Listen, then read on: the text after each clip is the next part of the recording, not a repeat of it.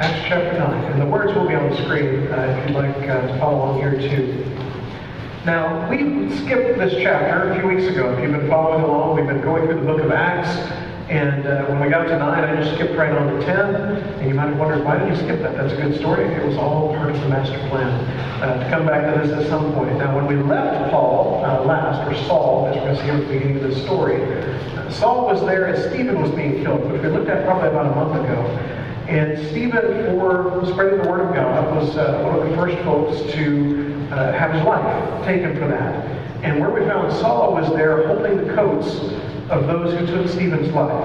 And so he was lending approval to everything that was going on. He was part of it, not necessarily with throwing the rocks, but of being part of everything that was happening there. And we learned that Saul is kind of an enemy of the church as it begins, which is very interesting when you see where Saul goes in this story, because he's going to turn life around. He's going to have a new direction. Now, it's going to take for him a moment where there is literally a bright light in the sky. And every time I think of this story, I go back to mind to one of my own that I have been known to do from time to time. But I may have told you this before, and if I have, I apologize. If not, it's the best image that comes into my mind for it.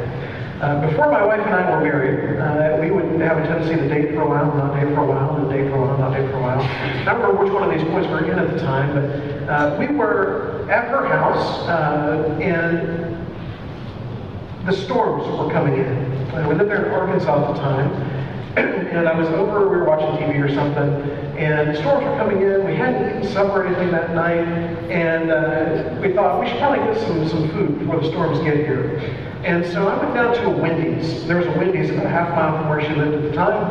And I drove down there, went inside Wendy's. And I noticed, first of all, that almost everyone in our town was at Wendy's at that moment for some reason. It was dark outside. I guess everybody else was thinking we haven't eaten, the storms are coming, we need to hurry here. And so I looked around, I got in this big line at Wendy's and started to wait. And while I was waiting, I noticed a sound off in the distance. And the sound off in the distance was the sound of the tornado siren, which is not something we hear around here. But I remember that sound and thinking, well, I've heard that before, but not really thought much of it because of the storms not being there at the time. They would test that thing at lunchtime on Wednesday every week. And so we were used to the sound of it, but rarely would we hear it when it was actually needed to be used. And so I heard that sound of the tornado siren go off. This is before I owned my first cell phone. It was just a different day and time, and I wonder how bad it's getting. And I thought to myself, the first thing they teach you when it's time for a tornado is to get away from all windows. And then I looked around me in Wendy's and thought, if there were more windows anywhere in this town, I don't know where they would be. But I am just in the midst of glass. And so I imagined the scenario of a tornado coming in and just glass flying everywhere, and just how awful that would be. And so I'm hoping the line will speed up a little bit. And finally I get to the front, I get my burgers, and I have them in a bag ready to go, and I walk out the door of Wendy's, and I see the brightest flash of light I had ever seen in my life. It was dark outside, and it just lit up the entire sky, where for about 3 seconds it was daylight. And I thought, I'm going to die in the Wendy's parking lot with sacks of burgers and fries in my hands, and I have so much yet to live for, and here I am. And so I quickly ran to my car and got in, or my truck and got in, and drove back to Stacy's house where I knocked at the door, and she opened it up and just frantically, "Where have you been?" And I said, "Well, you sent me to Wendy's, you knew where I was." And so we sat down, ate our hamburgers in the hallway, far away from all windows, and listened to the sound of a tornado going over the house, but not hitting the ground. It was the funnel cloud, and you could hear it, just like they say, like a train, go across, and luckily there was no damage where we were, but just a few miles down the road, lots of things were destroyed. Now, that bright light moment in my life was the moment where I thought, I am never going to hear the tornado siren in the same way again. And I don't. Every time, even on a Wednesday at noon, it would make me jump sometimes, because I remembered standing in that parking lot with the 2 bags and the bright flash of lightning and the siren and everything along with that. Saul at this point, is about to have a wake-up call in his life. And I think for a lot of us, we are waiting for some kind of big, giant moment, light in the sky, Jesus talking directly to us, wake-up call. And it usually doesn't come in that kind of form for us. It comes in more subtle ways. It comes through the people that we love. Maybe every now and then it might come from up here. I don't know. But we have these times for a chance at a new direction in life. And if you come in here this morning needing a new direction in life, I will tell you that maybe this is your light in the sky moment. And the moment you can realize that things can be different for you. Meanwhile, Saul was still breathing out murderous threats against the Lord's disciples. He went to the high priest and asked him for letters to the synagogues in Damascus so that if he found anyone there who belonged to the way, whether men or women, he might take them as prisoners to Jerusalem. Now, the disturbing thing about Saul is, Saul truly believes he is doing the right thing. Saul is looking at this movement of the new church and sees it as a threat to Judaism and knows it's something that needs to be stomped out. And that's the role that he wants to play. And so for him to change his mind on this is going to take a pretty major thing in life. So as he's setting out on this mission to put out the church, he's going to find out that his mission is going to change very quickly. As he neared Damascus on his journey, suddenly a light from heaven flashed around him. He fell to the ground and heard a voice say to him, "Saul, Saul, why do you persecute me?" "Who are you, Lord?" Saul asked. "I am Jesus, who you are persecuting." Now he replied, "Now get up, go into the city, and you will be told what you must do." The men traveling with Saul stood there speechless. They heard the sound, but did not see anyone. So in the midst of all this, there is this giant moment for Saul, with the light from the sky and the voice of Jesus coming to him, and yet everyone around him has no idea what's going on. Why it works that way, I have no idea. But I think for a lot of us in life, we run into the same thing. Where we have this moment in life that God gives to us, where we recognize the need to change, and everyone around us wants to keep going in the same direction. This change is not something that's always going to be easy for us. It's not something that people are going to understand or even accept sometimes, but yet between us and God, this is something that needs to take place. And for you this morning, you may have people around you that are trying to pull you or push you along in the wrong direction. And when you come to a realization that I can't keep going that way anymore, you're not always going to be met with a bunch of excitement and welcoming you to go the right way. You're going to be met with a lot of folks that want to just keep going exactly where you were going before. And for Saul, the group around him doesn't know what's going on, but now they are along for the ride to see what's going to happen. So Saul got up from the ground, but when he opened his eyes, he could see nothing. So they led him by the hand into Damascus. For 3 days he was blind, did not eat or drink anything. Now, when your sight is gone, you have no choice but to focus on a whole lot of other things. I've enjoyed what Amanda, I always like saying Amanda because she has to sign her own name. I've enjoyed watching what Amanda is doing on Wednesday nights where she is teaching a sign language class. Because usually I will come to the building on Wednesday night and everybody is visiting and it's loud and boisterous and all that stuff. And now I will come in and there are 25 people here. And I will walk into a building and I hear nothing. And I think, what's going on? And then I remember she's teaching sign language. And I came in a week or two ago now, and folks were set up around the tables out there in the foyer, and they were playing games, but they were playing games without talking. And I thought how different this is for so many. It really causes you to focus in on lots of other things. For Saul, not having sight of this moment, he starts to notice lots of things that he has not noticed before, and he's beginning to focus in on what Jesus will have him to do. So for 3 days he was blind, did not eat or drink anything. And in Damascus there was a disciple named Ananias. And the Lord called to him in a vision and said, "Ananias." Now you may notice a parallel from a few weeks ago here. When we talked about Philip and Ethiopian, you see people with visions being told to go places. When we talked about Peter and Cornelius, when you see people on either side with these visions being told to go places, which actually is going to happen next in the story, but happened a couple weeks ago for us. God is using this technique here where he not only is getting the person who has to do the job ready, but also the person who they're going to interact with ready for what's happening. And so he has this vision. The Lord called him in a vision, said, "Ananias." "Yes, Lord," he answered. And you find in this story two people, one of which immediately recognizes who the Lord is, and one who does not and needs to know. And the Lord told him, "Go to the house of Judas on Straight Street. and ask for a man from Tarsus named Saul, for he is praying. In a vision he has seen a man named Ananias come and place his hands on him to restore his sight. I don't know who God is sending you to, but I do know that that person may not always be your first choice. Wouldn't it be great if God, what he had in mind for you is when you fulfill the Great Commission of go and make disciples and baptize and all those things, that it would be, there's an address given to you and you go to that address and you knock on the door and there's a smiling person with your version of the Bible in their hand waiting for you. And they say, I knew you would be coming. And we'll sit down and talk about this and everything you say makes sense. All the questions they ask are questions you have answers to. And then you come to the building where Roy has already heated the water behind us and you baptize them, and everything just goes smooth as silk. And I will tell you, I don't know that I have ever heard a story like that. It's always a lot more complicated. It's always not the person you would expect. Sometimes it's the person you've tried 100 times before. Sometimes it's the person who's not remotely receptive. Sometimes there are all kinds of challenges to get through before you ever get to that conversation about God. But could you imagine if the person you were sent to is a person who you knew had a reputation for killing Christians? What if it were one of the church shooters that we've had recently in our culture?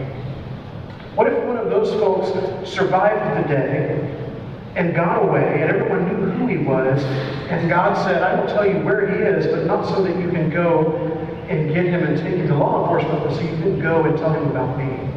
How excited would you be about that prospect? I want nothing to do with that. I would think, God, send somebody else. God, this guy clearly is not going to welcome with open arms for me to be there. This is not a good idea. And yet Ananias is given this command to go, and I think responds in the way that so many of us might. Lord, Ananias answered, I've heard many reports about this guy. This man and all the harm he has done to your holy people in Jerusalem. I have some reservations here, God, about this plan you have for me. And he's come here with authority from the chief priests to arrest all who call on your name. So not only have I heard about the things he's been doing, I know his purpose in coming here. And his purpose in coming here is not what you just said. It's something entirely different.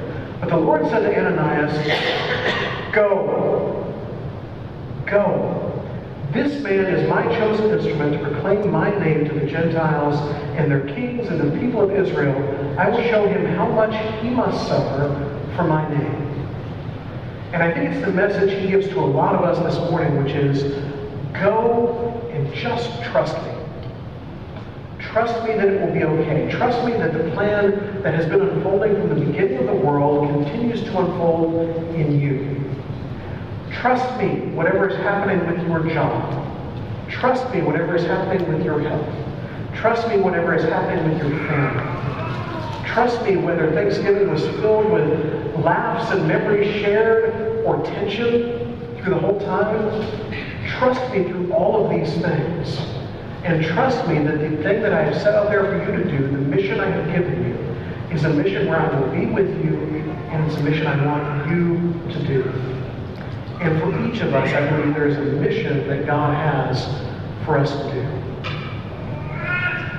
Then Ananias went, and I love how so many times we would see this in our study of Genesis, and we've seen it again in our study of Acts, that God tells someone go, and we find in the next verse that person went. They may still have questions, there may still be unease, there may be just unknowns in the whole situation, there may be some unsureness, there may be some fear, but they still go. And for each of us this morning, if we are not going, we are not fulfilling what God would have us to do. Are we going? Are we doing? And for some that is right here around us, for some that is right here in our own homes, but are we going and are we doing? So he went to the house of Ananias. Placing his hands on Saul, he said, Brother Saul, the Lord Jesus, who appeared to you on the road as you were coming here, has sent me to you so that you may see again and be filled with the Holy Spirit. Immediately, something like scales fell from Saul's eyes and he could see again. He got up and was baptized, and after taking some food, he regained his strength. Immediately, all the things that God said would happen have happened. And Paul's life is going to be changed. Saul spent several days with the disciples in Damascus. Once he began to preach in the synagogues that Jesus is the Son of God. Now, I love the once, because for so many of us, there's a, once all these things have happened and all these pieces have fallen into place, then I will begin to do that thing that God wants me to do. Once I've got my life right, once I have understood all the answers, once I've studied this thing, once I've done this, once I've done that, and how many things in life, when it's once all those things need to happen, do we never get around to it because all those things never happen?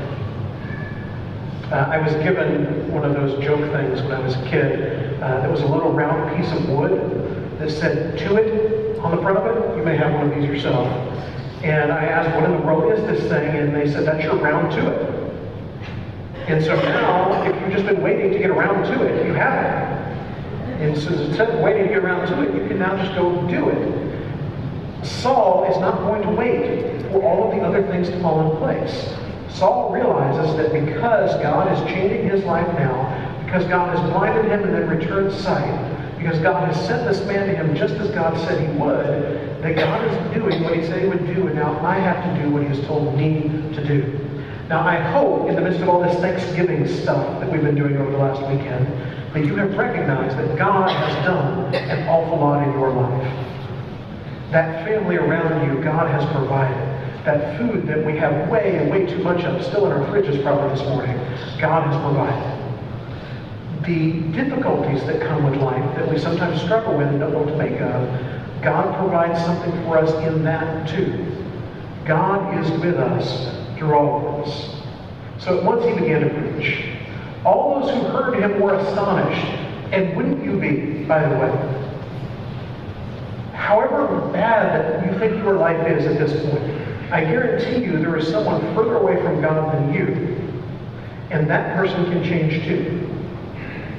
And I'll tell you something else. However bad you may think some part of your life is right now, if you can, through the power of God and through the power of the Spirit, change that and be walking with him, you will have such a greater testimony of PhDs and theology degrees and who have been preaching for 50 years will never have, because you have lived out what Saul is doing here. Living a life that is completely against what God wants you to do and turning that into something that God does want you to do. So they're all astonished. They ask, isn't this the man who raised havoc in Jerusalem among those who call on his name? And hasn't he come here to take them as prisoners to the chief priests? And yet Saul grew more and more powerful and baffled the Jews living in Damascus by proving that Jesus is the Messiah. I will tell you something, baffling people is fun. And if you can baffle people by your love for God and the fact that you must tell them about him, what greater way? If you can begin to let this be who you are in life, and so many of you are already, so many of us have that and we're just holding it back for whatever reason. And Saul begins to, that same fervor that he was going after the church with, now he is building the church with. After many days had gone by, there was a conspiracy among the Jews to kill him, but Saul learned of their plan. Day and night he kept close watch on the city gates. They kept close watch on the city gates in order to kill him. Like we said a minute ago, not everyone around you is going to be excited about this new you. And Saul starts to recognize what it's like to be on the opposite side of where he was a while ago. And now he is having to watch out for his life. But his concern, as he'll write about later in his letters, is not so much about his own life, but about what he needs to do. And he fears that if he is to give up on life now, that he won't be able to do the things God needs him to do. But his followers took him by night and lowered him in a basket through an opening in the wall. People around him cared about him enough to try to make sure that he was safe. When he came to Jerusalem, he tried to join the disciples, but they were all afraid of him, not believing he was really a disciple. He's going to have to go through this cycle a whole lot of times. And this might feel like life for us sometimes, where it seems like we're having to explain the same things so many times. We're having to try to do the right thing and people not see it that way so many times. So many times we are met with the same challenges, the same doubt from people around us, the same, you try to do good and people don't do good back to you and you're frustrated by that. And Saul is going to keep after it, keep doing it, and keep doing it, and keep doing it. And for us, we need to be reminded of that we just keep doing the thing God would have us to do, with the knowledge that it's not always going to be received well, it's not always going to be received joyfully, and and yet we keep doing those things. But Barnabas took him and brought him to the apostles. He told them how Saul on his journey had seen the Lord, and that the Lord had spoken to him, and how in Damascus he had preached fearlessly in the name of Jesus. Now that is why I think that we have church family. I think that's why the Bible teaches that we have church family, is the recognition that we need each other to get through this. We need each other to continue doing the right things in a world that tries to push us not to. And we need people like Barnabas around us.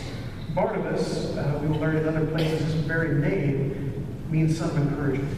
He is a person who is an encourager. And probably some of the things you've been thankful for the last few days are the people in your life who are encouragers. We all have them. And if you do not have enough of them, maybe one of the things you need to do is to be one of them. There is no reason each of us can't be an encourager. And if you look at someone like a Saul and think, I don't know that I can do what he's doing, what if you're one of the people who encourages him along the way? It's a vital role to play too. He is only a man in the midst of all this. And each of us, we are only people in the midst of all of this.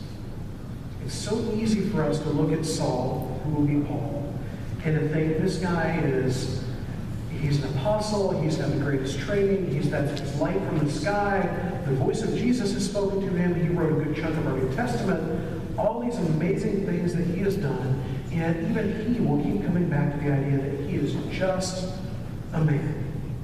And for each of us, we are just people, but we are people who are thankful to have been blessed by God. And you can take that message into the world around us.